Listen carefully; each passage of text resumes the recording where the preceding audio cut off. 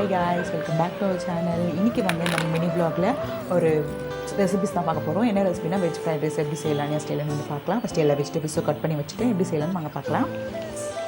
First எண்ணெய் ஊற்றிக்கிட்டு நல்லா வந்து எண்ணெய் காஞ்சதுக்கப்புறம் கடுகு போட்டுக்கலாம். கடுகு போட்டு நல்லா பொரிஞ்சதுக்கப்புறம் கருவேப்பிலை, பச்சை மிளகா, வெங்காயம் வந்து ஆட் பண்ணி நல்லா உப்பு சேர்த்து நல்லா பொன்னிறமாக வதக்கி எடுத்துப்போம். நல்லா வதக்கி எடுத்துகிட்டு இஞ்சி பூண்டு பேஸ்ட்டு வந்து நம்ம கொஞ்சோண்டு ஆட் பண்ணிக்கலாம். ஆட் பண்ணி இஞ்சி பூண்டு பேஸ்ட் வந்து பச்சை வாசனை போகிற அளவுக்கு நல்லா வந்து வதக்கி விட்டுக்கோங்க. அப்புறம் நம்ம கட் பண்ணி வச்சுருக்க குடமிளகா, கோஸு, கேரட்டு, பீன்ஸ் இதெல்லாமே வந்து ஆட் பண்ணி நல்லா வந்து மூடி வச்சு நல்லா இந்த ஆவிலே வந்து நல்லா வேக வைக்கணும். வேக வச்சதுக்கப்புறம் ஒரு ஸ்பூன் வந்து சோயா சாஸ், ஒரு ஸ்பூன் வந்து டொமேட்டோ சாஸ், ஒரு ஸ்பூன் ரெட் சில்லி சாஸ், ஒரு ஸ்பூன் வந்து க்ரீன் சில்லி சாஸ் எல்லாமே போட்டு நல்லா வந்து ஃப்ரை பண்ணி நல்லா வந்து வதக்கி விட்டுக்கோங்க. வதக்கி விட்டுட்டு அப்புறம் நம்ம வடித்து வச்சுருக்க ரைஸை வந்து ஆட் பண்ணிக்கலாம்.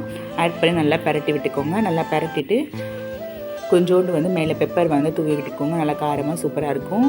என் ஸ்டைலில் வந்து சூப்பரான வெஜ் ஃப்ரைட் ரைஸ் வந்து ரெடி பண்ணிவிட்டேன். உங்களுக்கு பிடிச்சிருந்தா இதை வந்து இந்த ஸ்டைலில் வந்து வெஜ் ஃப்ரைட் ரைஸ் வந்து நீங்கள் வீட்டில் ட்ரை பண்ணி பாருங்கள். ரொம்பவே சூப்பராக இருந்துச்சு சாப்பிட்றதுக்கு.